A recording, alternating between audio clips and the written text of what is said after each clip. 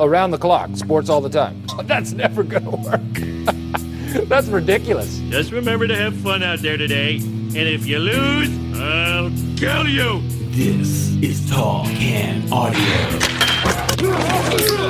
Seriously, this thing is going to be a cultural disaster.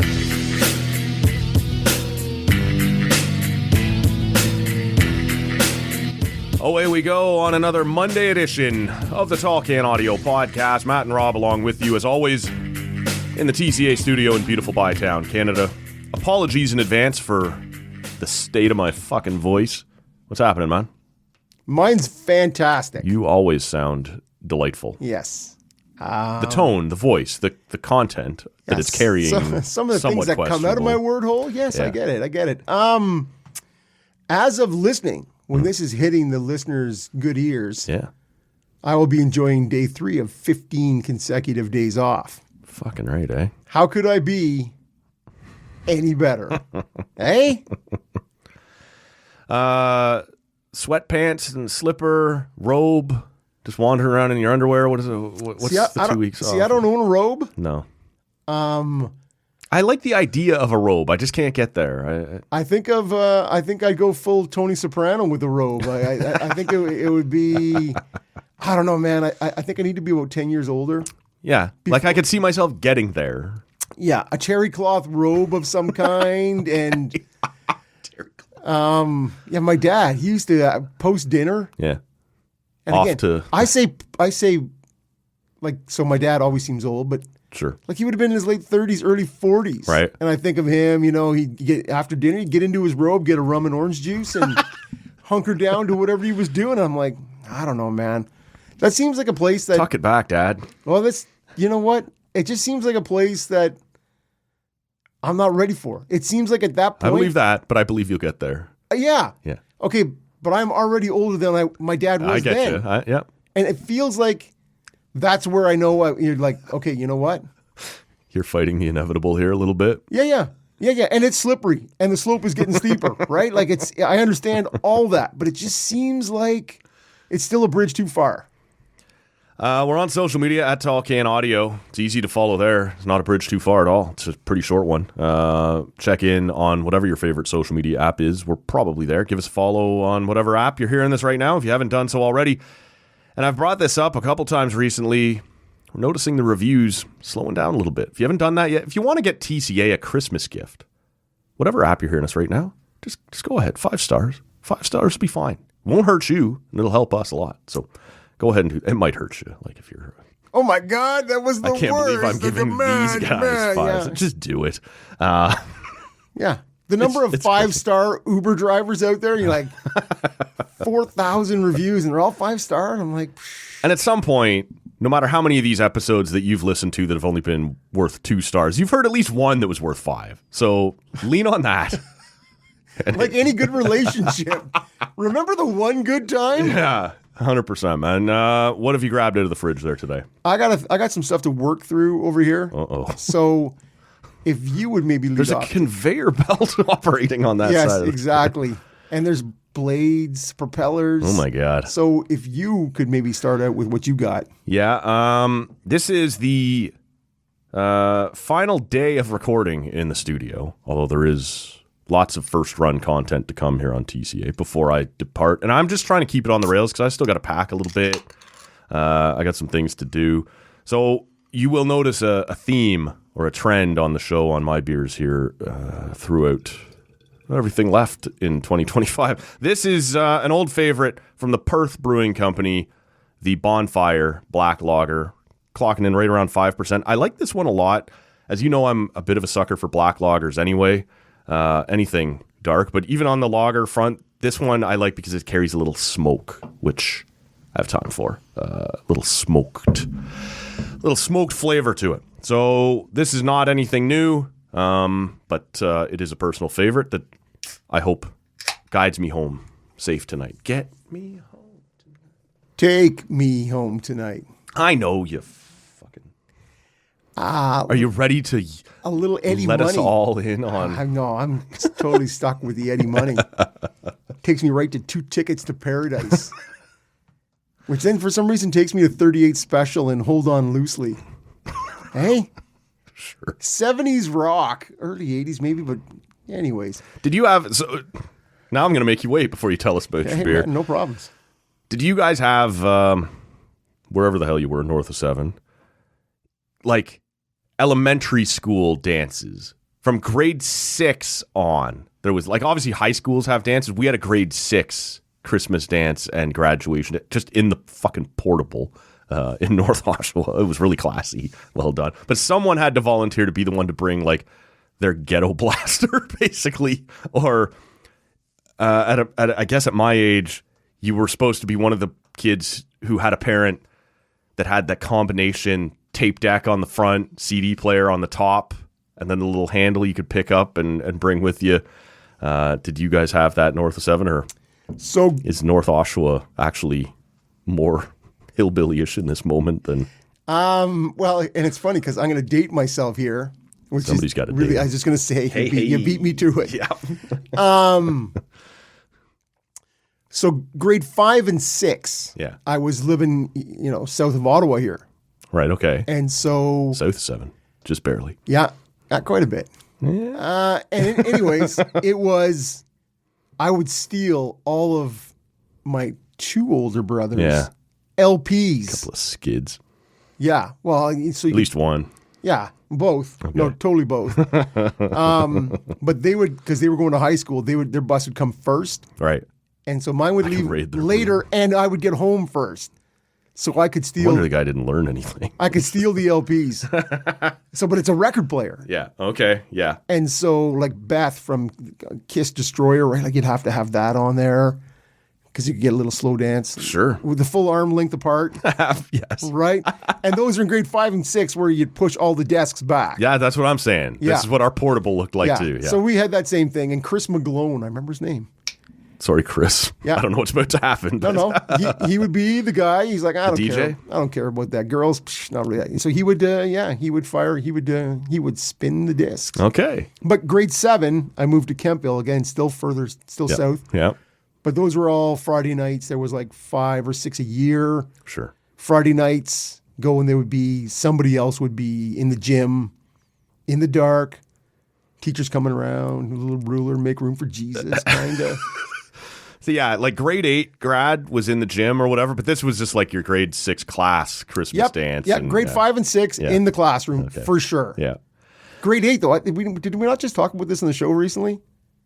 Like grade 8 graduation, I'm wearing my Miami Vice outfit, like white jacket, white pants, mesh shoes.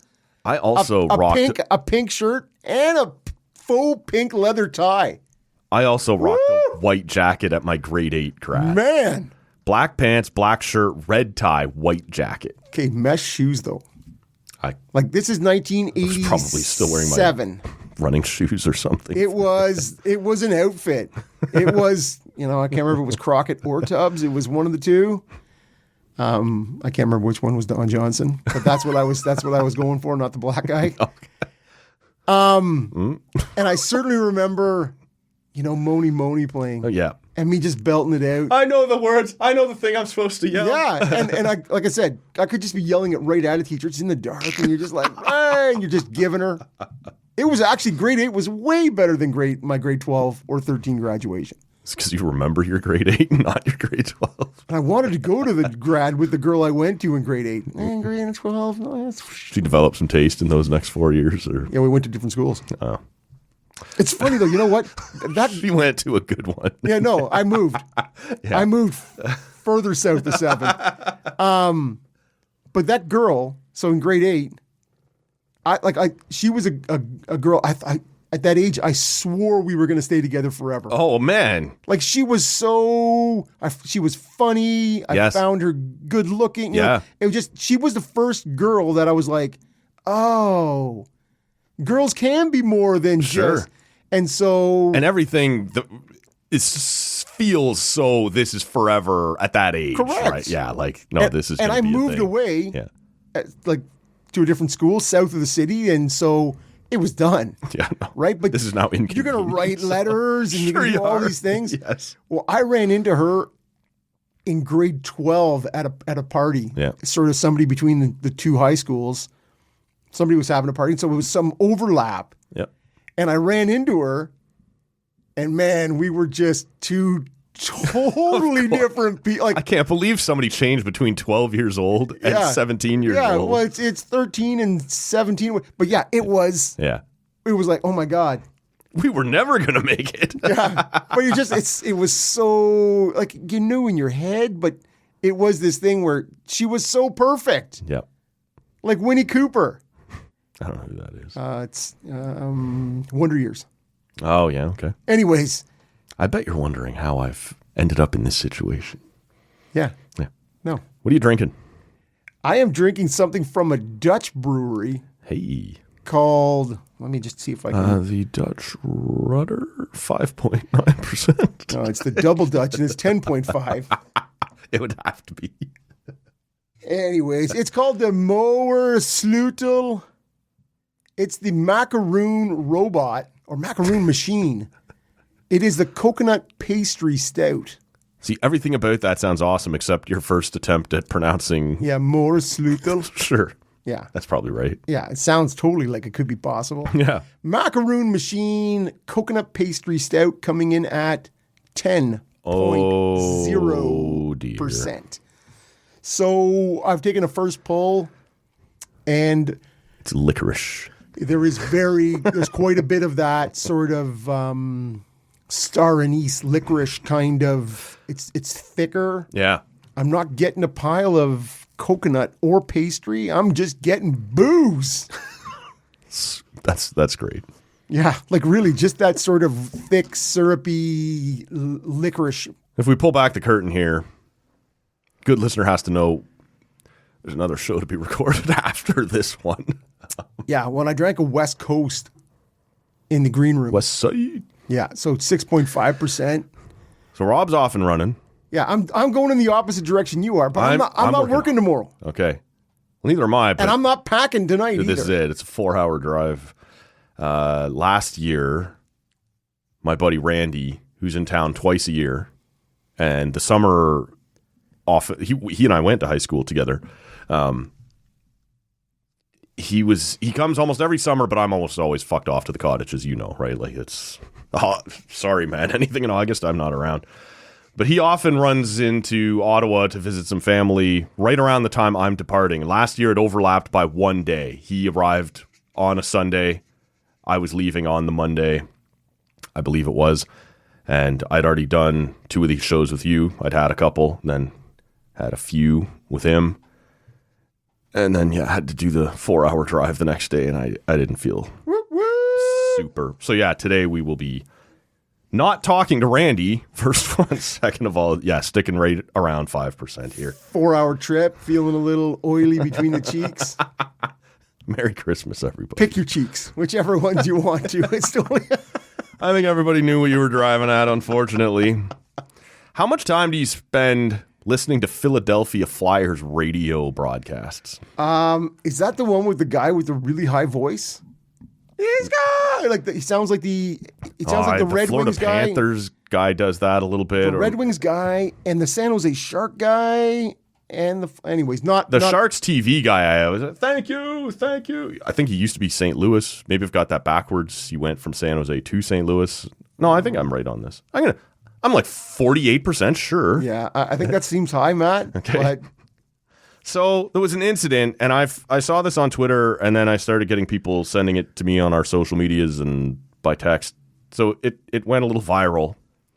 But I had a thought that you maybe hadn't heard it yet. And I thought you would want to hear it. I have not heard it. So this is from Wednesday or Thursday's Philadelphia Flyers game against the Buffalo Sabres on the Flyers radio network. And it's kind of long, but it has to be because a thing happens and then we have to wallow in it a little bit. Okay. So we're going to ride the whole thing out here. Sometimes the Flyers get a sense of urgency when they're playing from behind. Now they're going to take the TV timeout. We'll take it as well. 7 gone in the third. It's 3-2 Buffalo on the Philadelphia Flyers broadcast network.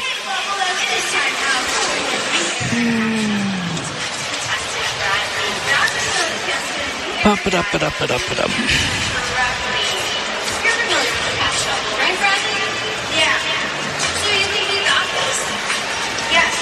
While you're down there, would you mind blowing me? I think we're still on the air, Tim.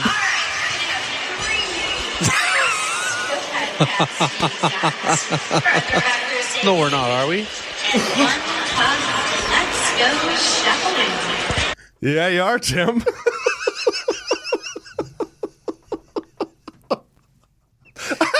Oh, man. So he's been suspended. So at first, I thought, and no one is talking a whole lot about exactly what happened. I assumed, hearing that, he thinks he's on break, and we can hear in the background the voice of every arena has the in-game host. Yep. I assumed that's who he was talking about. There's been some talk on Twitter that it was more likely like an in-booth producer, like we got a cable loose and someone's gone under the desk or like bent down to pick something up. But yeah, I don't think... While you're down there, would you mind blowing me? Sorry, Tim. And then just I think we're still on the air, Tim. Oh, we're not really, are we? You would have that feeling like you've been scalded, like you touched something really hot. Like I should just leave now. I'm clearly going to be suspended. Somebody laughs, and he's like, "We're not, are we?" It's him. He's the one who laughs as well. I didn't capture that part of the clip, but it is him who thinks they're kind of joking with it. That'd suck, eh? No, it's real, man. We are. I think we're still on the air, Tim. And that delivery from his color guy. I think we're still on the air, Tim. Always reminded me of. I don't know if you were much of a sitcom guy and back in the day. That I don't think so, Tim. Al Borland on Home Improvement. Yes. Yeah, exactly. Tough going for Tim Saunders of the Flyers radio broadcast. Well, and for a guy who's probably had to sit through a bunch of Flyers crappy teams, and they're kind of doing it this year. Yeah. But you sort of heard him give the like he clearly thinks we've gone to break. Well, like that's just one of those sounds people when they're just just another day at the office. That's what I do every day. And then, just sort of... While you're down there, would you mind blowing me? Oh, I'm so suspended. This is going to go so poorly for me. Well, it's like when, because I'm listening to it when he first goes, and, 7 to go and whatever. And then it's like it's like this. That's what I'm talking about. Like, that's why I let it all wallow. Like, he thinks he's off to break. And then there's sort of this awkward silence after he says it. Let's just hit the whole thing once more, just because we can. Sometimes the Flyers get a sense of urgency when they're playing from behind. Now they're going to take the TV timeout. We'll take it as well. 7 gone in the third. It's 3-2 Buffalo on the Philadelphia Flyers broadcast network.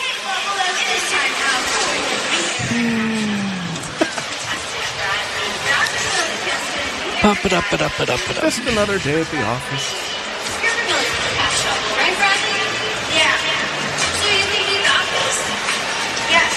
While you're down there, would you mind blowing me? I think we're still on the air, Tim. Wouldn't that suck? No, we're not, are we? Uncomfortable silence. We're not, are we? Who do you think feels more embarrassed at that moment, him or his partner? Mark Hebscher when CHCH threw up the hardcore gay porn on Hamilton breakfast television that time. You remember that? No. And we just had Marco on the show here earlier a couple of months ago. That didn't come up either, and it's not in his book. Oh, man. Yeah. Like somebody hit the wrong button and wham, breakfast accidentally put my own thumb drive in the... Breakfast television on CHCH now has become... How does that even happen? Uncomfortable. Oh, man. That was like what producer is bringing their own, like just browsing the web in this camera bay, in the studio producer's bay? Yeah, I don't know. Oh, my God. This is maybe 4 or 5 years ago? Yeah. Like in the not too distant past. And you're there, and you know the crowd that is catered to with breakfast television. You're like, whoa, what? Well, the thing about this one is, if you work in the broadcast industry, if you see a microphone, just assume it's on, man. Like, just That's got to be the whole thing. And you learn that not necessarily in school because your professors tell you that. When we used to go into the different studios to do the projects we had to do down at Loyalist, if you weren't careful, somebody was capturing just the random offhand shit. Like, just because I can't think of a better example, like, imagine having to go and tell your parents that I'm a terrorist. Someone's got a mic running, clip, and now for the rest of the school year, you've got Matt saying, I'm a terrorist, I'm a terrorist, I'm a terrorist, right? That you use whenever. So those are the sorts of the little, you just assume if there's a mic in the room, and I have seen people saying that this guy is being hung out to dry, and he is, but it's the producer, right? And it is, who is supposed to bring down each guy's mic and say, we're clear. Yeah. And that didn't happen. And maybe it didn't happen because they didn't actually go to break, right? Like, well, he said they're going to go to the TV timeout. So we'll go too. And so we'll go too. Yeah. And yet we can hear in the background the in-arena announcer doing the things you do during a commercial break, you know, whatever contest they've got going on. But he's hearing that whether he's on air or not. Right. But there are people trying to say, you know, that producer screwed that guy pretty bad. And he kind of did, but you should just assume if there's a mic in front of you, it's always hot. And I think it is. While you're down there, would you mind blowing me? Yeah, well, Tim may have some time on his own hands now, so you can fill it however you want, Timmy boy. I think the Leafs are going to have some time on their hands come mid to late April. You don't say. At this point, sitting dead last in the Atlantic Division, on Saturday night, everyone in the division got points, except Toronto. And Boston got 1 in a loss. Everybody else got 2 points. That was Boston's first overtime point. Like overtime loss? Either. So sorry. Yeah. They were like, 18, 14 and 0. Okay. They had a big old bagel in their OTL. Yeah, overtime or shootout losses. Yeah. Unbelievable. So I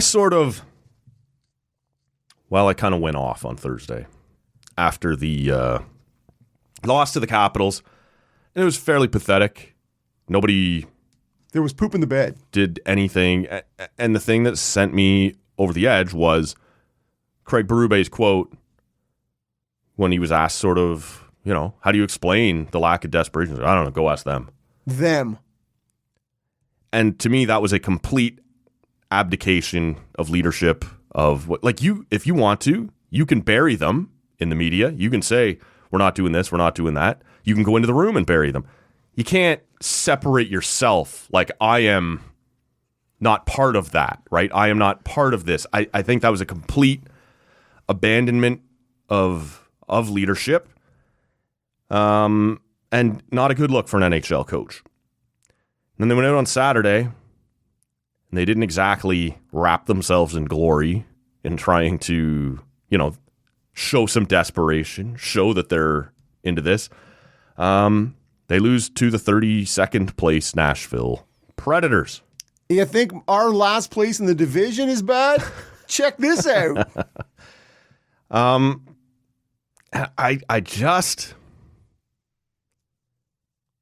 don't know. We can go in a bunch of different places here, man. I sort of, like I said, teed off on them on Thursday night, and I wasn't going to. I'm too old. I'm too tired, man. I like just going to bed after the games now. But that quote sent me over I hated that.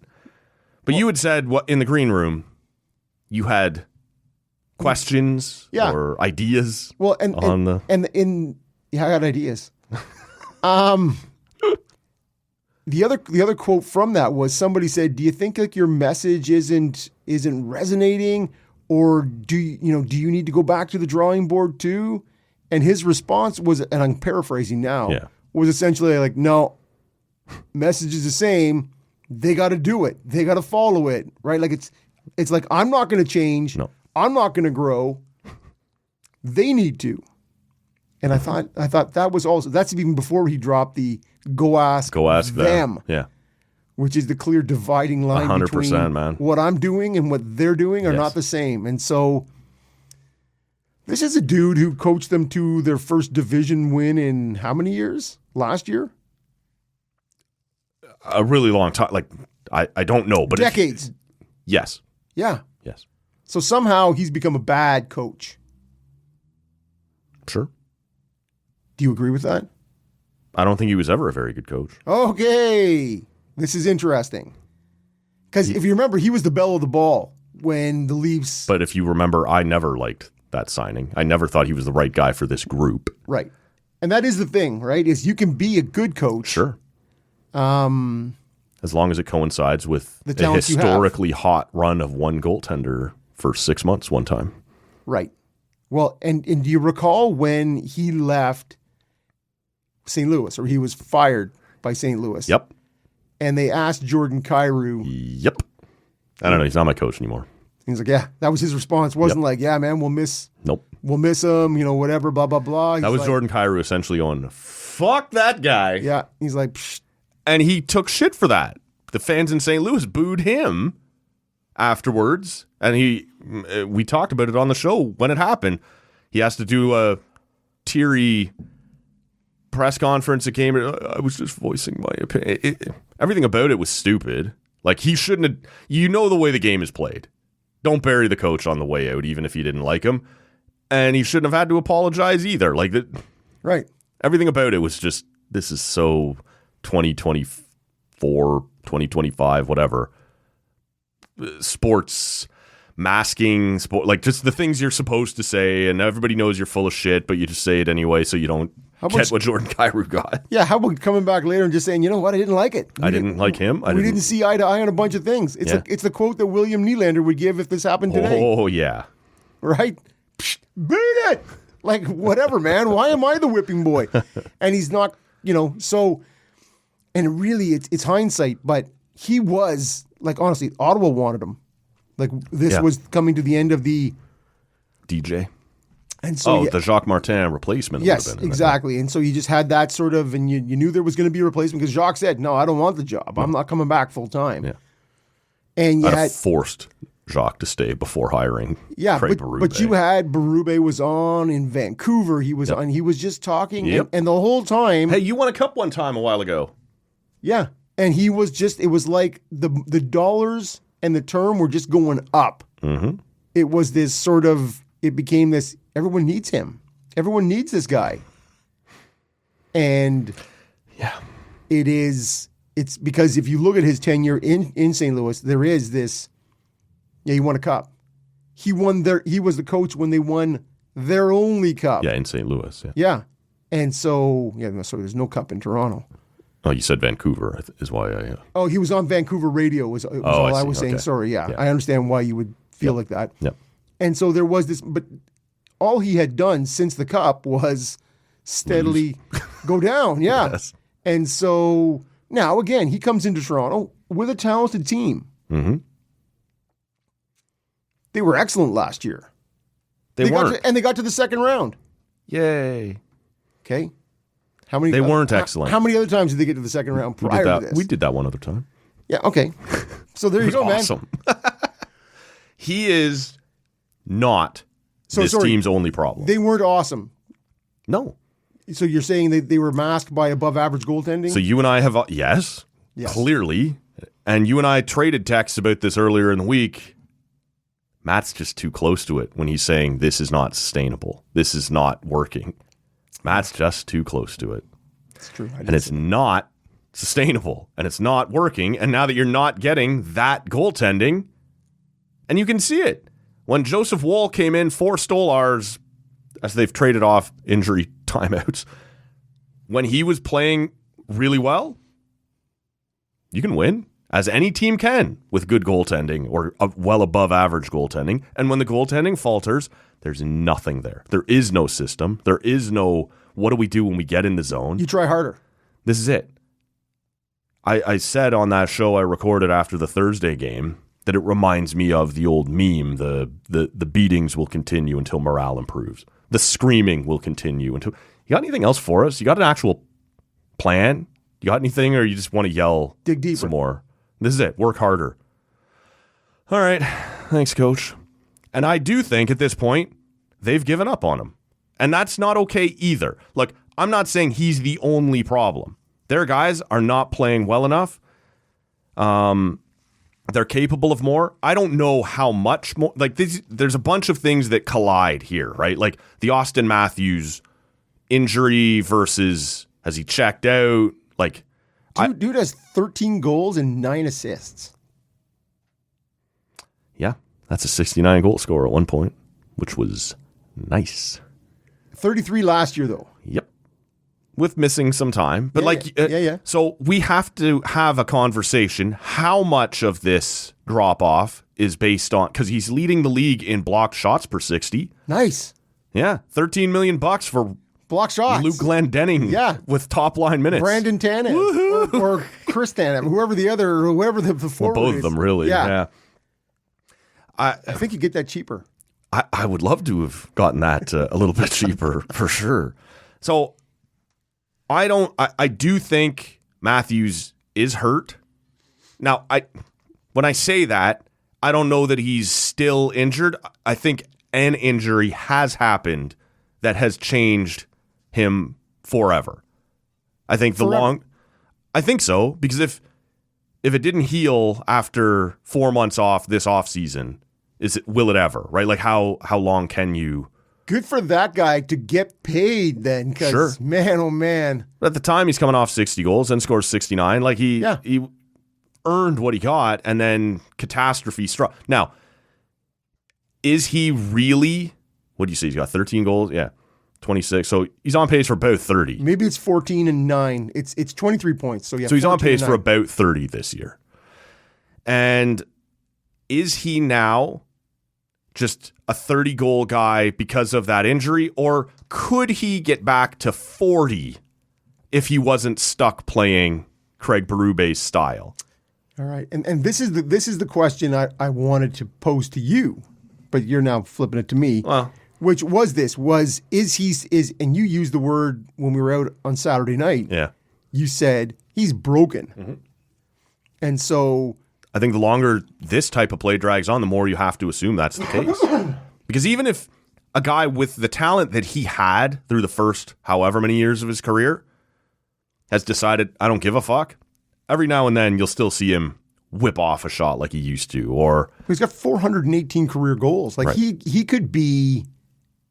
He's, I think, right now on the heels of Sundin Sundin got to 500. So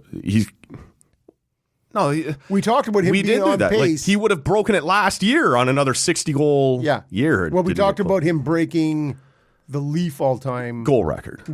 Yes. As opposed to Sundin's, because Sundin had his Quebec City year. Oh, that's correct, yes. And whatnot, yes. right? So it is all-time Leaf goals that is right out in front of him right now. Like, he's on the verge of it, so we'll probably see it February 3rd or something. I'm on the verge. Yeah. And I just think and that was my question was, because to me, if he's broken, as in beyond repair, and he is going to be a 35-goal scorer, tear it down, man. Then because you can't even if that is what he is, and he doesn't clear medicals, or there's something that is a red flag on medicals, who are you gonna find to take that guy at $13 million at a 35-goal scorer? Well, and who cares? Like, no, you care. No, I don't. Just run it into the ground. You're rebuilding anyway. Like, who gives a shit at that point? Keep him and flip anybody else who's any use. Yeah. Okay. All right. Well, and really, if you could get someone to take him at 50% retained or something to play in a better system and still score 30, 35 goals at $8 million per year, you probably... Because 35 goals and 20 assists, you're like... It's not top line. It's just fucking Luke Glendening with... 55 points. I can block shots, though, coach. Yeah. Hey! But this is why I would fire the coach right now. And again, you and I sort of talked about this a bit on Saturday night. I got to know, how broken are you? Right. Are you disinterested and hate this coach? Right. And we can get you back to... Again, I don't think 60-goal Austin Matthews is ever coming back. Is 45-goal Austin Matthews ever coming back? Like, can we... I got to know what these guys are. How much are you just checked out? Yeah. Or how much is it that, no, we suck now? Which is still damning, yeah? I agree. Effort-wise, it looks bad. And again, I'm not putting this all on Berube. The team has not performed. I got to know, though, is that by choice? Or is that you are this bad now. That's just what this team is. Because when I was looking at Leafs scoring, and you had... Give me magnifying glass. You got Willie, who's at a point of game pace, essentially. Yeah. And then you have... He used to be at a 2-point a game pace, basically, and now it's just... A point a game. Got tired of being screamed at. And it's as one would. It's a fading John Tavares. Yep. And then you have Nyes, somewhere between Tavares and Matthews in 4th place in team scoring. Or points. Yeah. And to me, it's crazy to think that you're going to bring in, and we talked about it.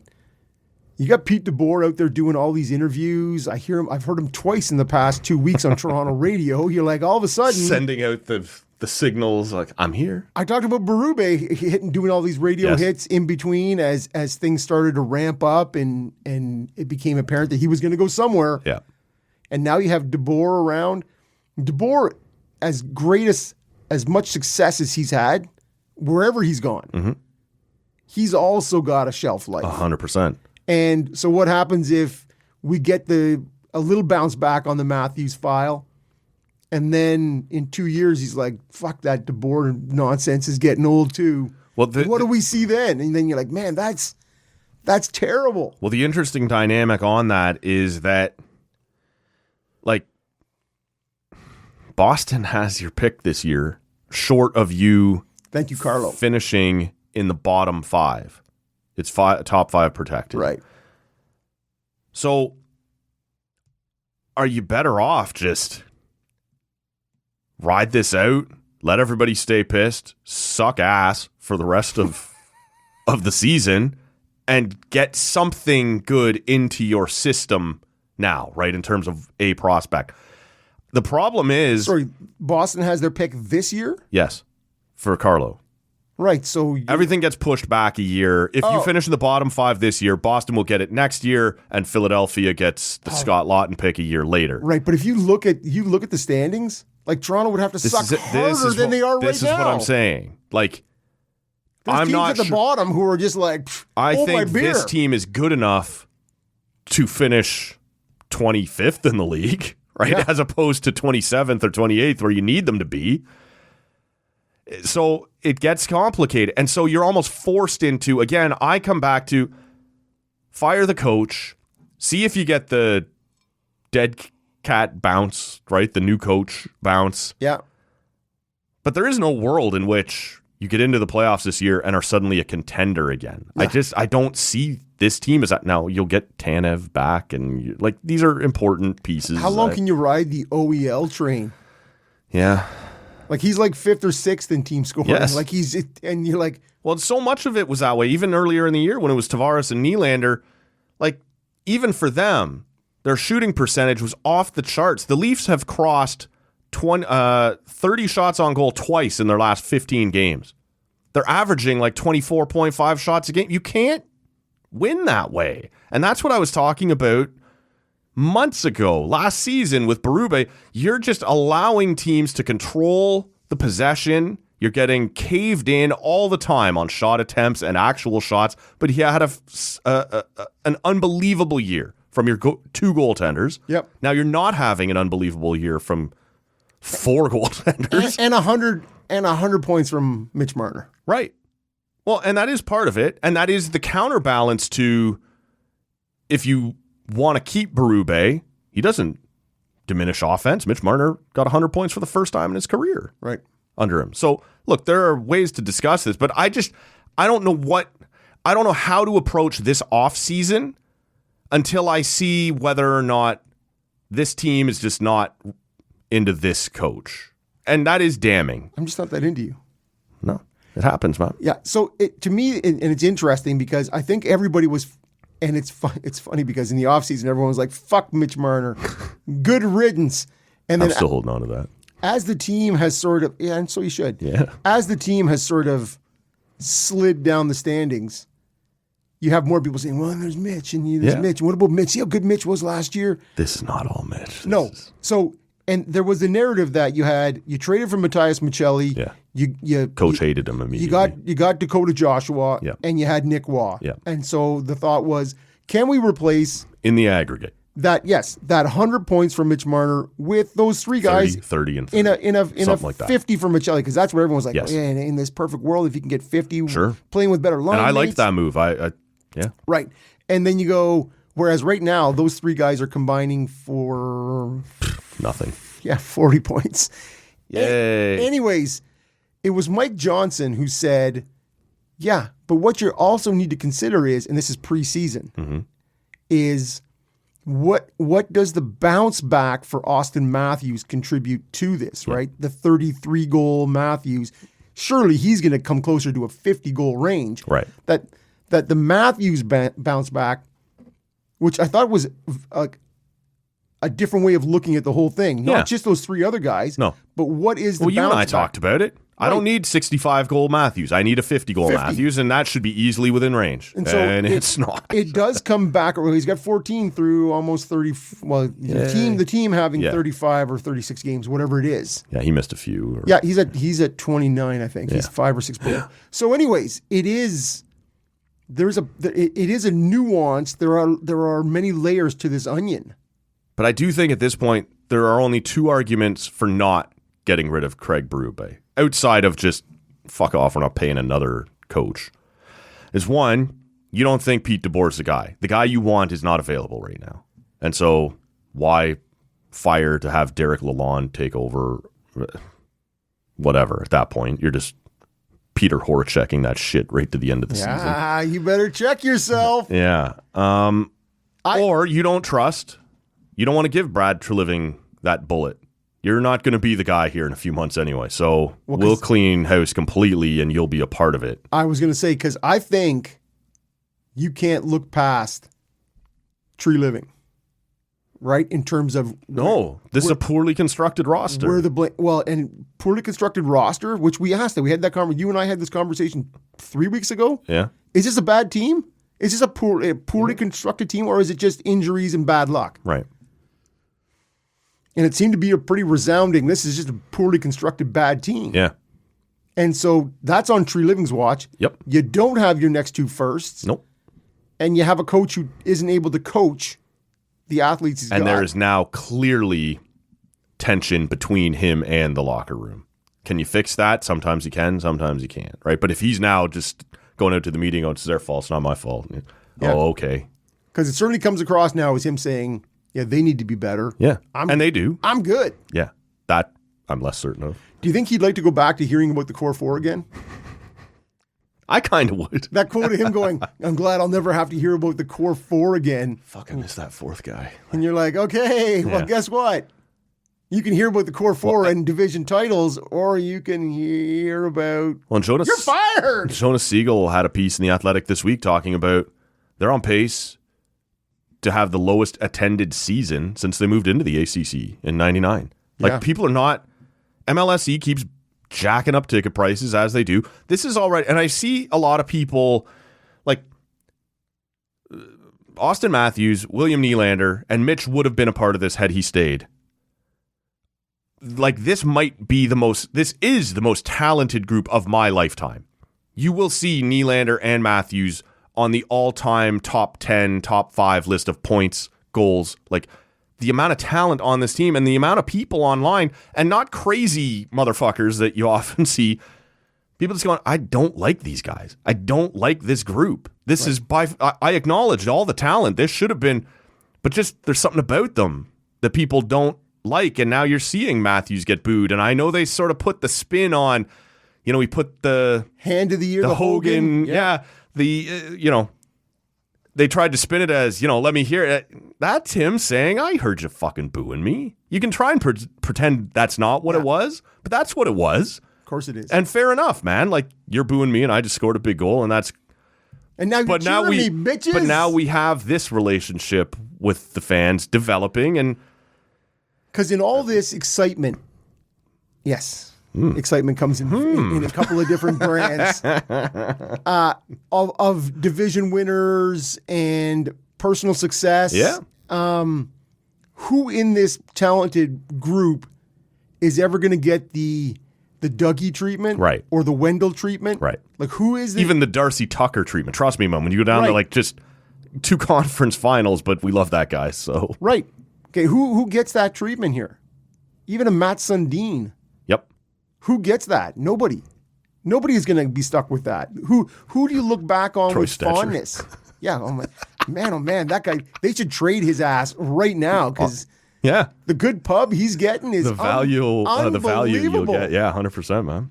And how damning is that? That like guy can't crack Edmonton's blue line, and you're playing him 22 minutes a night, and you are right to be doing so. Yeah, and loving it. Yeah, and so nobody gets that. That's what I'm saying. With all these highly paid, like if you were to wipe it away and you were to tear it down and you were going to trade Matthews and Marner's gone and you're going to trade Nylander. Yeah. Well, you got Tavares because he might get a little bit of that type of thing you're talking because of the deal he took to stay. Yeah. But yeah, people kind of hate this team right now. And they're not going to games, which was the point I was trying to get to, right? That yeah. It's unheard of. It wasn't until like the very end before the Matthews and Marner and Nylander era begun, we were starting to see suites in the building with the lights turned off. And sweet. It was not a good scene. We were watching the Grabner and the fucking Parento and Brad Boyes Leafs. P.A. Parento. Yeah, that's it, man. It was not going well. But for this to be the lowest attended, like to me, that speaks to another playoff loss. And yeah, it's the second round, but you got absolutely pumped in the 2 biggest games of the series. Like they weren't even close on home ice. No shows at these prices. Fans are pissed, man, and all this talk, and it's sort of similar to what we talked about a few weeks ago about Willie.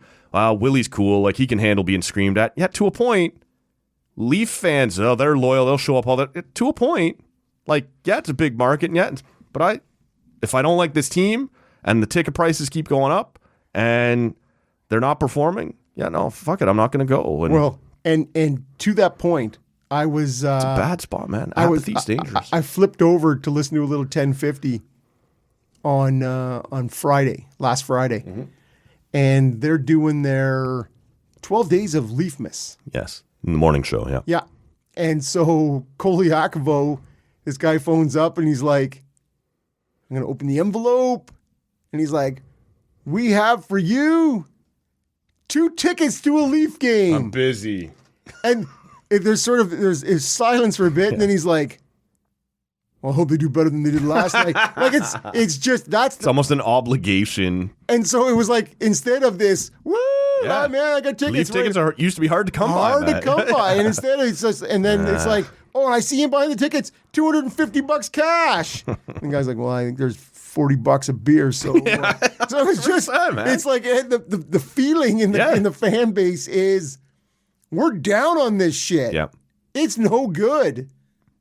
And it brings a spring to my step and a smile to my face.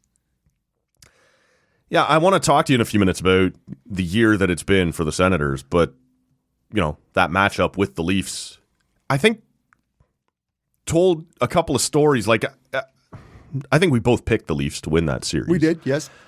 But the vibes even then, like I think for the Leafs, it was sort of, okay, like we should win this. And it got a little tense. Yep. But like this is 3 games went to OT. Yep.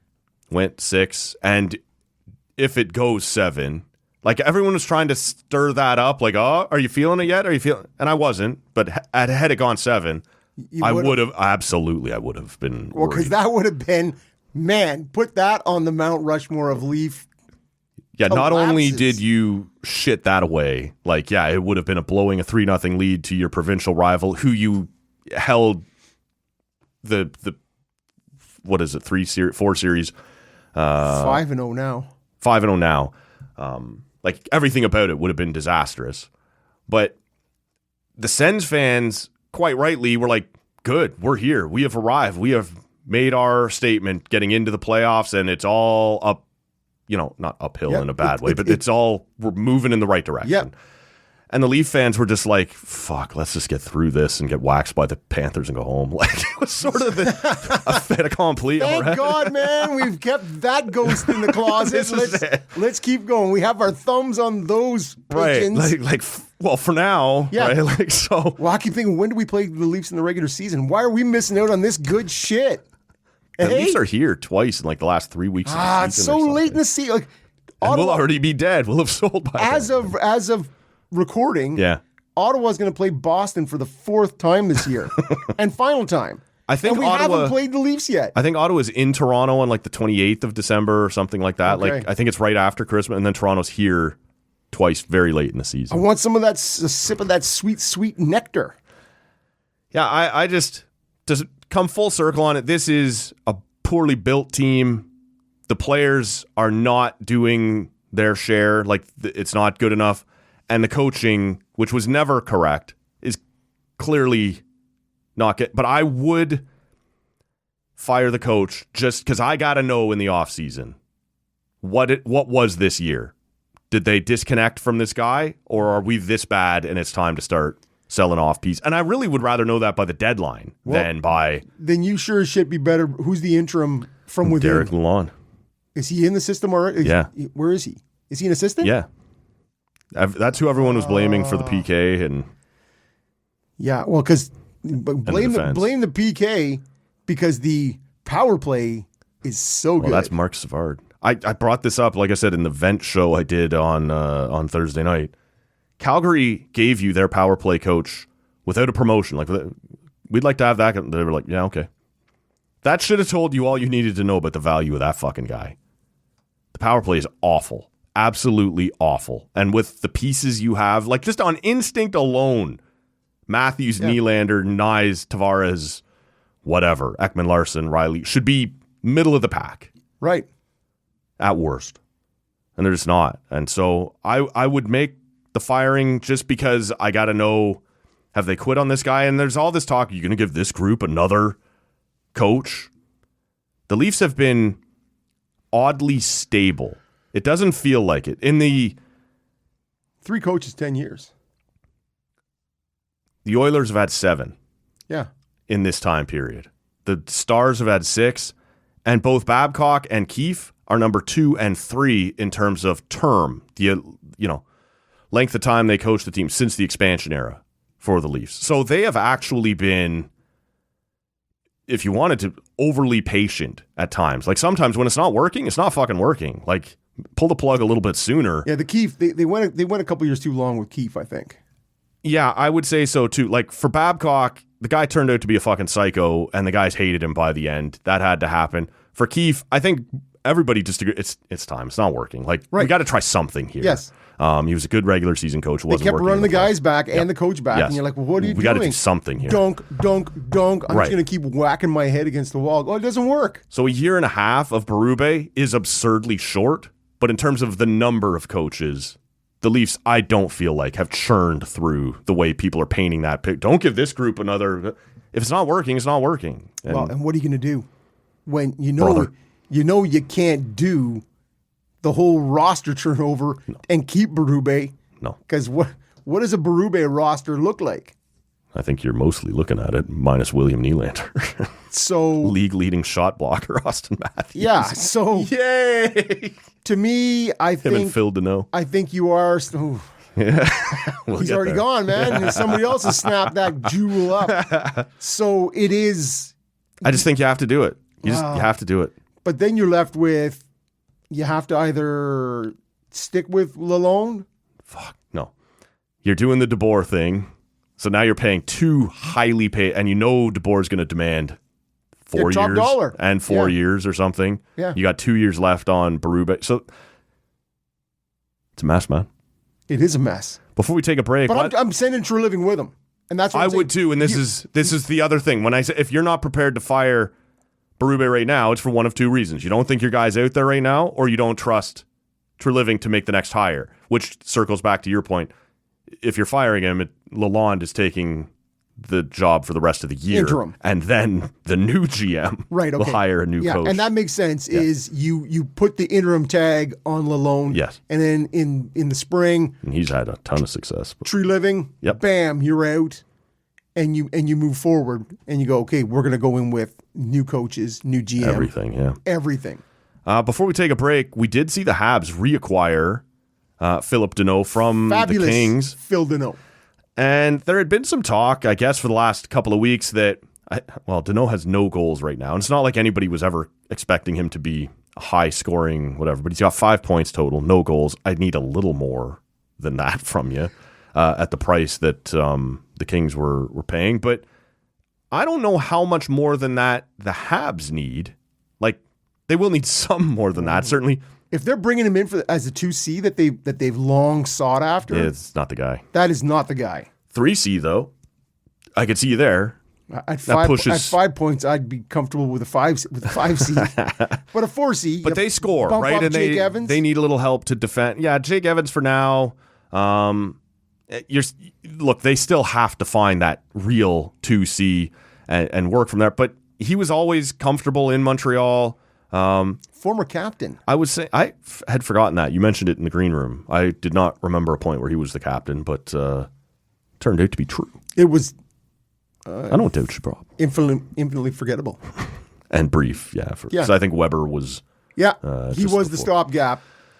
Yeah. If the Habs can score, like, yes, they put up points and they get points from their blue line. Like, I think this is an okay fit. It's still a little more than I'd want to be paying a guy. $5 million. Yeah. Somewhere in that range. And they didn't want to pay it at the time, and that's why LA got him. But we are in as you may have heard, Rob, the cap is going up. I have heard that. Okay. So rumors have it. Yeah.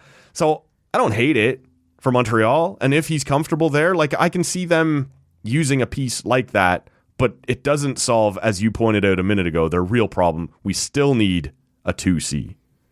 Yeah, you have stabilized, because the thing is, what makes me wonder about this is the Kings play a very stingy system, right? They also have problems scoring, right? And you have Danault who can't thrive in that. And if you do the things, like if you remember Danault both at the end in Montreal and in his first year or two in LA, great on the dot. Yeah. And as you said, a blanket. Like, he would shadow a guy. And like in those 2 series against 3 series against Edmonton, he's doing as well as anyone can possibly do to keep up with McDavid, right? Like, it's not easy. And yeah, you lost, but I'm not putting that on Philip Danault. Sometimes Connor McDavid's going to go nuclear. Yeah. But all I'm suggesting is, if LA has no longer seen the value in that commodity and is willing to let him go, to me, there's a bit of a red flag there, because he is essentially what that system is. I agree with that. And there's been some talk of, well, nobody knows him better than Montreal. Well, they've replaced their coach and their GM and their president. And this dude's 4 or 5 years older. Right. So I don't really know. I don't hate it for Montreal, though. It's worth a shot. It's an expensive shot. Yeah, I would like the LA to eat some cap on that. Yeah. But I do think it is sort of, while not what they needed at 2C, they did need some help stabilizing things defensively. They are offensively gifted, but they're young.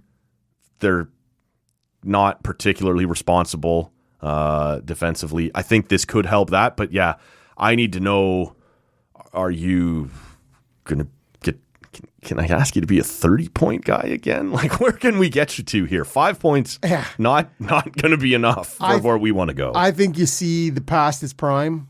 Yeah. The due date is over on Phil Danault. And I think if Hab fans are hoping for 2020 Phil Danault, you're going to be disappointed, right? Because it's just not going to be the case. Sure. And so you've taken on a bigger ticket.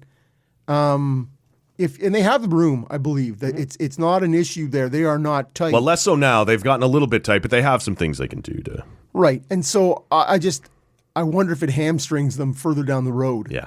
If they want to look to add that Kadri piece or whatever that is, right? If you are looking for a legit 2C. Yeah, they did interview, I forget now whether or not it was Hughes or it was either the president or the GM. What's his name? Gordon. He goes, it's a commodity like anything else. He goes, we feel like if we need to free up the space, we'll be able to do it. But yeah, it does certainly put them tight. Yeah, I wonder if Patrick Laine going to have an abdominal surgery. If that you're our space. And guess you go 3 months recovery, and you're like, you don't say. We'll see you next year. Yeah, or never again. Let's take a break here, grab a new pint. I want to talk to you about the Sens. I want to talk to you about the Jays. And more Leafs? More Leafs. No, they make me sad. Yeah, they make me blue. They do that. Yes. Red alert, all hands. How worried should I be right now? Because it's I'd be not pretty worried. looked good. Yeah, okay. I'd be pretty worried. Yeah. All hands, abandon ship. All right, we dive back in here. A couple of things as this is our final... I was going to say our final Monday show. It isn't. We have one more. Next Monday, you and I will select the real Team Canada Olympic teams. Can't wait. But this is, the last Monday in studio. That shit's been pre-recorded, and I'm right behind you on your way out the door today. Yes. Actually pushing me. Go. That's most Sundays. Yeah, well, I said, okay, we should be good till X amount of time. You're like, nope. I think a half an hour earlier is good. Yes. Beat it. That's true. That is what happened. Yes. We're working our way through we will have first-run content all the way through the holiday season. We've got a couple of look back on the year that was outside of sports on a few things, and a couple things do pertain to sports. We've also got the Brew Marsh on New Year's Eve with Schreids and Vanessa and Hoffley talking about the Canadian Athlete of the Year. So lots still to come. But I do want to look back on the year that was for the Ottawa Senators a little bit here, and I want to do the same thing on the Jays. But first, a pint. What have you cracked into over there? Housekeeping on my part first. Housekeeping. Yeah. And the next part of that is what? Nothing. No, forget it. We're not mentioning it. No. I don't want to get suspended over here. While you're down there, would you mind blowing me? Yeah. Close enough. Exactly. You want blowjob? No. I don't think so, Tim. Yes. I get involved. Shout out to Ian. Fucking right. We had our little the TCA Christmas retreat. Yeah. Took down some beers over at Whippersnapper. Had a couple pizzas. Yep. Man, I had the Tybalt pickle pizza. Mm-hmm. Woo! I'd do it again, man. Garlic and pickle. It was excellent. We were in there a little bit. He, bit of a slack ass, showed up behind us to work. I assume he'd been there earlier in the day, but maybe not. Yeah. But hooked us up each with a flight. Yeah. To try a couple of different things. A lot of them had been in the Advent calendar that I did. All of that is still available as you're listening to this right now. If you're still looking to pick up a couple of Christmas pints, there was like a maple sugar cookie that was really good. A clove stout. I grabbed 4 of those to go. I think you grabbed a few of those to go. I grabbed a few of those too. Yep. The whiskey imperial. 8% beauty. Dangerous though. Yes. Like to me, got a bit of the hint, the kiss of the whiskey, but very smooth, not boozy. 100%, man. Delicious. So shout out to that guy who's been a supporter of the show for a while, and we like most of his nonsense themed beers. Yeah. Well, and he continues to turn it over. He tries a bunch of things. That's what I love about that spot, right? Like we've compared before, Vimy. Here's our 4 or 5 things that we do all the time, and it's always great. Yep. And that's cool.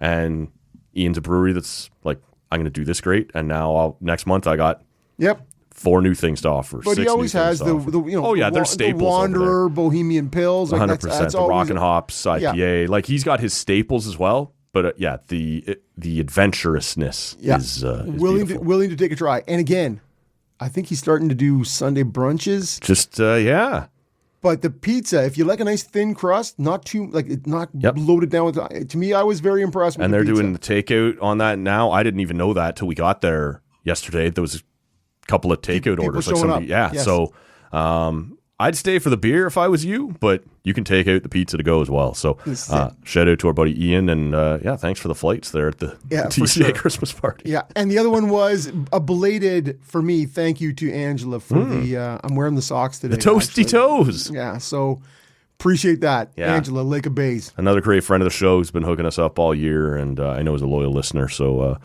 she's now the sales rep, not just for Lake of Bays, but also Merritt and every single Sawdust brewery City. in the province, because it seems like cottage country anyway. Yeah, they're all under the lake that pays. The lake that pays. That's right. So shout out to her as well. It's been a good year. We had our our 10th anniversary party over at Nita. It's true, we did. That was fun. Brewed you got any of those left? I have a couple. Yeah, I've gotten a little precious with them though, right? Like you're kind of like, you're like, what am I going to do with it? Like a special occasion, but the last couple you're just not quite willing. Well, to see, and I have a bunch of people who say to me, "Nah, 10% beer, they're waving it off." Right, so beat it. I like to use them for a pre-show beer, actually. Yeah. Anyways, I don't think so, Tim. Yeah.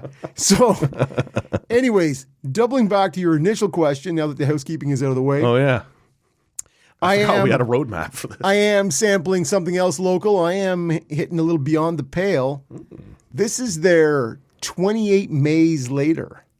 Okay. This is the beer that will help you through the zombie apocalypse. Oh, I've been wondering what was going to get me through that. This is a corn lager.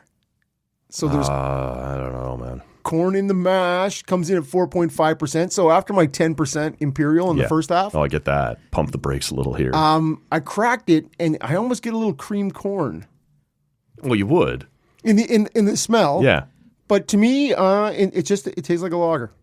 Okay. I was anticipating a little more sweetness from the corn. I don't remember where I got this from. I also sometime this year had a corn something lager, and yeah, it was definitely there in the odor, but not in the in the bouquet, but not in the flavor. Right. So to me, this is just kind of a lager, a little bit on the light side of a lager, but 28 Mays Later. I'm interested. How much beer is in that can, Matt? Because I am right now sticking a finger in it because I'm classy like that. Yes. So we both passed this can back and forth here in the studio going, how much beer do you think is in there? After all the nice things we just said about Ian, I'm going to text Ian about this. So this is called the Cool Night Air, a Czech dark, Czech dark lager. Very similar. Is it a whippersnapper? Yeah. Okay. And well, I thought I would have gotten to where you took us, but you took us there first. But that's why I grabbed the whippersnapper for the second half of the show, was to shout them out. But it's only 5/8 full. 5/8 is a weird number to come to. Well, it's more than half. I guess I could have said 2/3, but it doesn't feel like it's quite really that far down, eh? And I wondered this when Ian was here, not the last, well, maybe it was the last one. I can't remember. Ian's here a lot. We like that guy. And this is called the Cool Night Air. Like I said, it's a dark lager, and it's quite nice. But the can felt a little light. Like maybe it was not quite filled up. And I can confirm, Ian. Come on, man. It is light. It is light. Okay. Now this may have been for the sake of you, good listener. Sometimes if he knows he's coming over here, he's finishing a couple things up quick and just we can screw with Matt a little bit. We wouldn't screw with the paying customer, and that's fine. But this isn't quite full to the top. And I have another one that also feels a little bit light. So if Ian is irritated with this review of this particular beer, come on over. We'll crack it open together. You can stick a finger in it. And we'll see what it looks like. But it is quite tasty, which is the most important part. It is. Yeah. It is. It's just a 355 in a 450 can. Yeah. Hey? Sure. And how about it's cutting calories? It's helping. It's everybody. New Year's is coming, Matt. Yeah, but it's not here now. We're just a week away from everyone going, I'm too fat. Oh, no, we're not a week away from that. Some of us are old school with that. I'm doing dry-uary. And I think I've moist-uary. I think I've kept damp-uary. Yes. Both awful. I think I've kicked it. I'm not doing it. Okay. I have kicked my addiction to being healthy. I've just chosen to cut elsewhere. Yeah. Good call. Yeah. I'm noticing as I'm struggling to lift this mostly full can, I just went this morning for the double shot. The flu shot. Today? Yes, just this morning. Well, no wonder you feel like a bag of shit. Well, I felt like a bag of shit. Well, it's going back a ways, but went for the flu shot and the COVID shot and both. The year my sister was born. Okay. But both arms, a little tender. But I am prepared. You can hear it in my voice. it was maybe too late, but Yeah. I am walking into enemy territory with the nieces and nephews and whatever bugs they're going to be bringing home from school. I'm ready to rock, man. I am fortified, at least as well as I'm going to be. And the province is Ill. beaten down. It seems like mostly the GTA I keep hearing, like that it's just a shit show. It's pretty filthy there. It's true. Yeah, so that'll be maybe I'll wear one of my old Sound is COVID the masks. pound over here, baby. Sound is many pounds. Yep. A couple pounds anyways. Yeah. Let me ask you, and I want to leave this vague. I want you to take it wherever you want to take it. What kind of year has the calendar year been for the Ottawa Senators? Because we struggle with this when we do the Athlete of the Year discussion, now called the Northern Star, or the real one, the Brew Marsh, that hockey and basketball, the seasons straddle multiple years. I want you to stick to the calendar year that was for the Ottawa Senators. I would say November of 24, there was a moment where it was like, oh, are we going to do this again? And then, if I recall correctly, Marilainen steps in, stops that from becoming a thing. No. Ullmark was killer in December and then got injured right before Christmas. So it's a little bit later. My timeline is slightly off. That's where Marilainen stepped in and won like 8 of 10. Yeah, saves the year. Yeah. They make the playoffs. They play well down the stretch. They go get Dylan Cousins, which Norris for Cousins. I think we were both high on at the time, if I remember correctly, just because he was going to be more reliable. Like how good he was, we don't know, but he'll play, and we weren't sure about that. Was for Norris. his ceiling going to be as high as Norris's potential ceiling? We weren't sure. Right. But he was going to be able to play. And now Norris back in the lineup the last few weeks, over a point a game, but we'll see how long he can stay healthy. And that is always a thing. Yeah. I think I felt more comfortable with Norris's ceiling. Yeah. But I feel way more comfortable with Cousins' durability. Best ability is availability. Best part of it. Yes. And I never understood this. The best part of ability is availability. And you're like, but ability is a part of availability. I also remember talking to you. I know I was very high on deadline day of the Zetterlund acquisition. Zetterlund! That has not panned out so far quite as well. Well, he went through with that road trip. He's now up to 7 or 8 goals, including a snipe on Saturday. But he couldn't night. get off the fourth line when he first arrived in Ottawa, and there was a lot of changes happening there. You look at Saturday night, and to me... Well, let me just, I want to give you the runway here. But so those are sort of the big changes that were made in the offseason. It's really only Nick Spence, I believe. Am I missing? Jordan Spence. Jordan Spence. Nick Spence is... like a Backstreet Boy or 99 I don't know. Degrees Spence Diamonds, or... those commercials? Is that guy's name Nick? I don't know where I got that from. Ottawa does get into the playoffs. It's irritatingly against the Leafs. I was not irritated by that at all. Okay. And we did debate that at the time. Yep. We got where we wanted to go, but the Habs got the ability to lose to a team that nobody really gives a shit about losing to, right? Like, whereas we have to lose to our rival. And you and some other people I talked to on Sens Twitter said it sucks, but it's not. We still got where we wanted to go. This year sort of feels like at the start of this half season, feels a little uneven. It has been super uneven. A little inconsistent, but still with all the same pieces. And Jake Sanderson, perhaps more notable than anybody, having taken that big step forward. You were going to point to Zetterlund getting going here on the road trip. You know, in the calendar year 2025, are you content with how this is going? Is this still trending in the direction you would want it to? It is. Yeah. It is. And we were talking about it in the green room. Ottawa is 3 points ahead of Toronto, right? Sky is falling in Toronto, right? Now, because they've come from a much higher height, right? A week ago, I think we were 3 points up on you. Yeah. Well, but that is the nature. That is the nature of this business. Like Ottawa's now won 4 of the last 5, and they're still not in the playoffs. Right. Yeah, Toronto had a run like that. And also didn't get into the playoffs. No, never got a spot. Yeah. And then you're going to sort of fall back. Of course. When Toronto, I think Toronto went 5 out of 6 or something like that. Took points in 6. And beat Florida to pass Florida. And now Florida's like 2 points out of first. Right. And we are not. Right. You're 2 points. Oh, no, you're in the basement. Yeah. Couldn't get 2 points from Nashville. It's very. My ass is in the.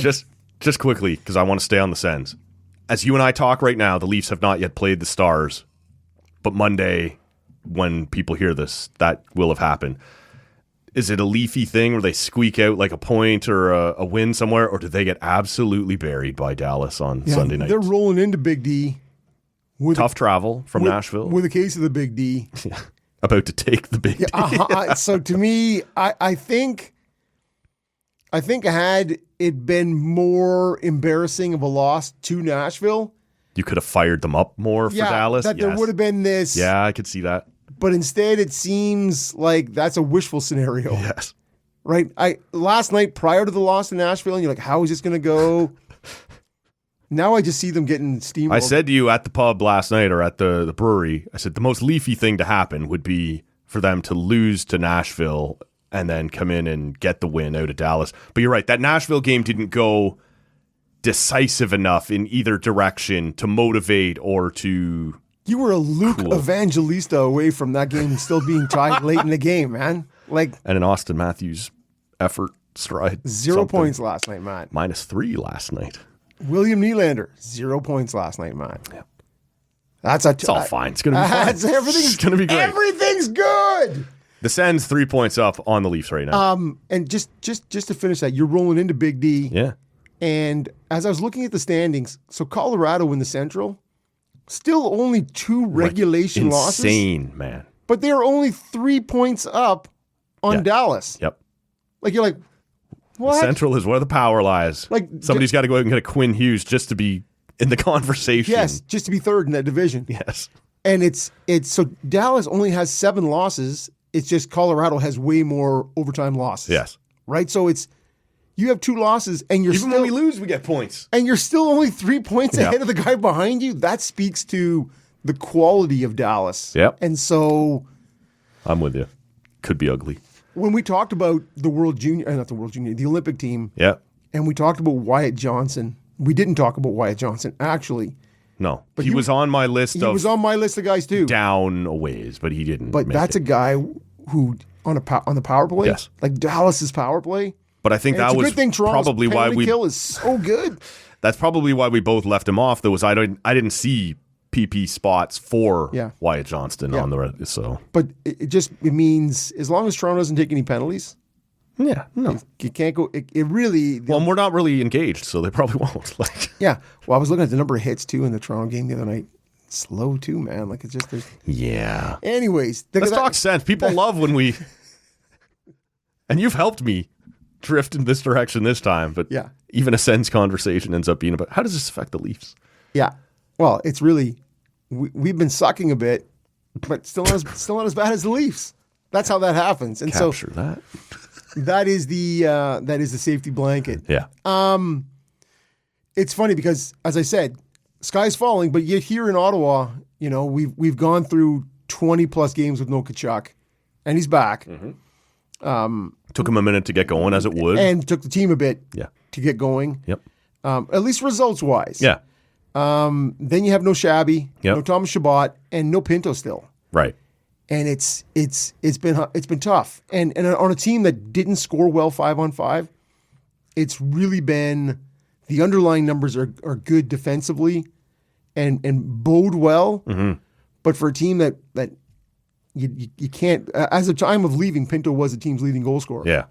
So it's tough.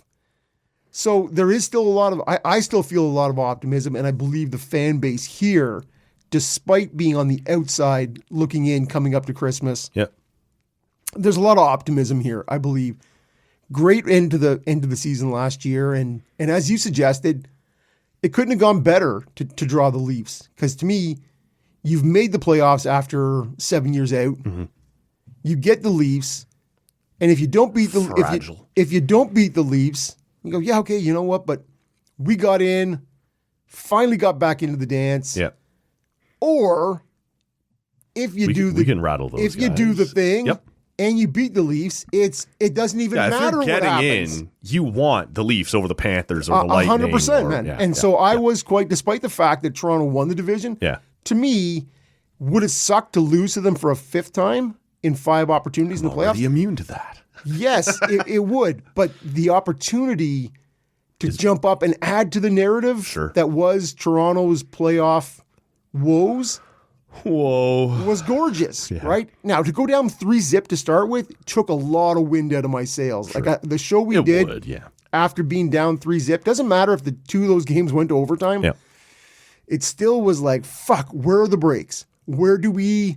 Well, and we talked about you got to manufacture your own breaks, and it just didn't seem to be happening, was my recollection of how I felt at the time. The Sens spotted Toronto a game, right? Game 1, and maybe they were always going game to, 1, right? Yes. Yeah. Like, you could tell, oh, this is new to these guys, right? Like, and perhaps no bigger example than Stützle, who for the first little while was running around and trying to figure out what I can get away with and what I can't in the playoffs. But the thing that freaked me out, and the Leafs always freak me out. And I've said a few different times, especially against Boston, against Tampa, like, those teams don't scare me. My team scares me a bit, right? Like, I'm not sure what they're going to... Yeah. But the Sens, by the end of it, I wasn't yet, as we just talked about, worried about, oh, it's going to go 7 and this is going to happen. It wasn't so much the Leafs' history. It was, oh, I think Stützle has found it, right? Like, I think Kleben was better than anyone expected in those playoffs. He'd maybe taken a bit of a step back here to start. Maybe not a step back, but... Well, and now out. Sure. But it to me was more, I don't know if Toronto is going to collapse or not, but I'd like to stop giving the Sens more runway as they're clearly more getting on the job learning. Right. They're figuring it out. They're getting there. And to me, that was alarming as the series went on. And you had Tkachuk leading the Senators in scoring in the series. Yeah. On a bad, whether it was a hip, whether it was a groin, whatever it was. Yeah, he was never back to 100% after 4 Nations. No. And so you just thought, leaving that, at the end of the day, you're like, would I like to have beaten the Leafs? Yeah. Sure. All the cool kids are doing it. Yeah. Actually, not even the kids. All the kids are doing it. It was what is the lesson Ottawa is going to take from that? Yeah. And you go, all right, we've seen what it's like. And you know you got to bring this, and they've never seemed to be, whether it was uneven goaltending at the beginning, because Marilainen had a terrible training camp. Ullmark seems to, whether he's the old school, he doesn't roll into camp super fit and ready to go, because he always seems to be a slow starter, right? Yeah. He is the Santander of the Senators, which is... I don't do good in April or into May. Oh no, that's the Leafs. We don't do good in April. Yeah, when the weather warms up, I get to go. And so Ullmark, you look at him notoriously, he seems to by late November into December, he seems to find a streak. And so there was some injuries, there was some uneven goaltending. Yep. There seemed to be, in this idea that we're going to find more 5-on-5 scoring, there seemed to be a bit of a loss of identity. Well, what got us into the playoffs last year? They seem to get away from that a bit. They're back on it, and I feel very optimistic that this team is still going to be a playoff team. Right.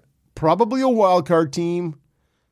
We'll see. But yeah, Florida has found their game again, and they're about to get Matthew Tkachuk back. Like, they're going to We'll see. We'll see. Okay. When he comes back exactly. But yes. Tampa, right. I still like. And then everything else is just like Detroit. I don't buy Detroit. I don't buy Boston. Right. Tampa is now. I certainly don't buy Toronto or Buffalo. Right. Well, Ottawa can't ever play Buffalo. It seems to be a bad combo.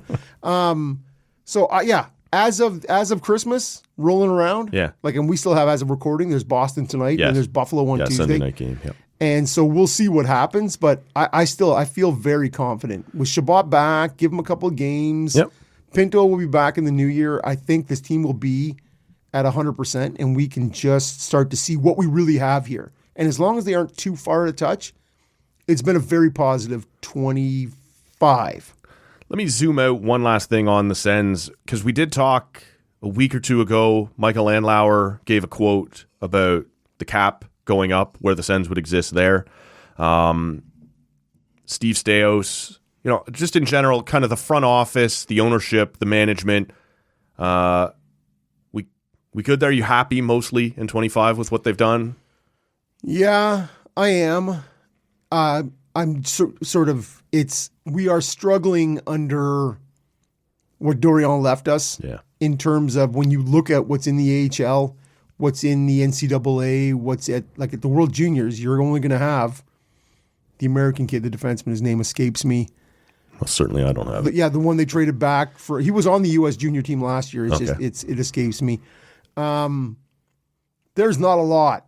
Like we talk about the Leafs again, not having a huge cupboard full of prospects and picks, but they've been in contention for. That's sort of what it looks like. You 8 hope years. to have had some more success. but Correct. At this point in your window, this is what it looks like. This was not as much as I'd like it. It wasn't a slam on the Leafs. This is a team that has been in contention. Yes. And has been trading away to try and get over the top. Right. Ottawa looks like that and has made the first round once. Right. And you are the cupboard and the picks. You may not even have, as of right now, don't even have your 2026 first round pick. Right. That is the Dorion gaff to Vegas. Yeah.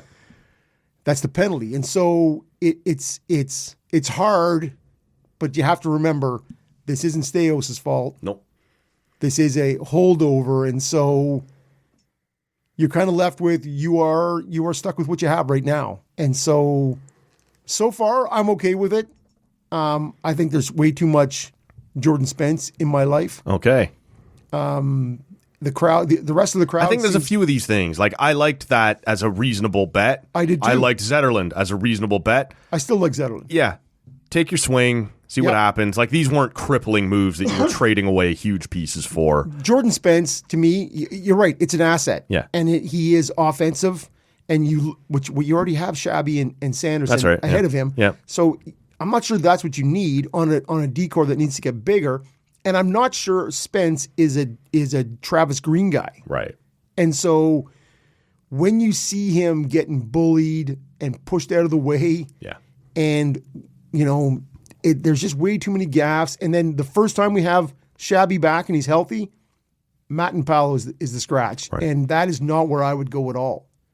And so that is not on Staios, although it is certainly a Staios Green conversation. Sure. Right. Yep. Roster construction. These are the guys I'm going to provide for you. I'm not sure whose call ultimately that is because I got to believe Travis Green is more of a Matt and Paolo guy. Right. Bigger body. Oh, I would think so. Yeah. And so that's something I'm going to look at going forward. Mm-hmm. Is I need probably a little bit less Jordan Spence, but that's really it, man. That's really it. So before we wrap up, we've sort of had the chance to do this a little bit, but I think, since this is the last regular Monday show of the year, I'd like to sort of take a zoomed out look at the Blue Jays. And for us, this is one of those, lucky enough, the baseball season does take place in one entire calendar year. It was a little up and down to start. April started okay, then it went not good through most of May, and then they started to rebound, I think through June. End of May, they started turning the corner. Yeah, and looked good through most of June, but you're sort of like, we'll see. For me, it was the Canada Day series against the Yankees. Springer slam. Fucking right, man. And it sort of took off from there. And we don't have to rehash certainly the whole season, but I think it puts them in a different spot. And, we just saw Mark Shapiro get a contract extension from Rogers. I think we talked about that on the show last week. That was well-deserved. Like, for all the venom that there used to be for this management group, I don't think right now you could argue against. We talked the dome renovations, the facility down in Dunedin. I think this is a year where the Blue Jays cemented themselves as, we're here. We're going to do this big. And we've got Ponce, we've got Cease. I expect before spring training there will be a bat. It could be Bregman, Bichette. You're hearing Tucker. more and more about Bregman this week again, suddenly. Yeah. But I'm curious for you. I am a little worried. Fluke would be too strong. But Nathan Lucas, Ernie Clement, there was some pieces that George Springer at 35. Yeah. It's Springer is the biggest. The guy who got MVP votes a year after being essentially a no-show. I wish we could get rid of you kind of thing. That as we exit 2025, what's your feeling around the Jays, your confidence level around the Jays and whatever angle you want to take on it? First half of the show, you talked about how unlikable the Leafs were. Yeah, sure did. Well, want to do it again? in the last 2 years, you and I spent a pile of time talking about I didn't like that team. I didn't like the Toronto Blue Jays. Right. Like I just feel like this team was not likable, and they couldn't have been more the opposite in 2025. Mm-hmm. And we started the season with you, Matt, ever the optimist. That's me, man. Saying, I don't know what's going to happen with blowing Vladdy. Blowing Vladdy at the end of the season. While you're down there, would you mind blowing me? The Christmas, the Christmas. I brought some corn for popping. I was singing it, and honestly, my brain broke, and it was like, I brought some porn for cocking. And I'm just like, Merry Christmas. Hello, and I couldn't get it out of my head after that. Let it blow, let it blow, let it blow. But just how unlikable the team was and what was going to happen to those guys. Yeah.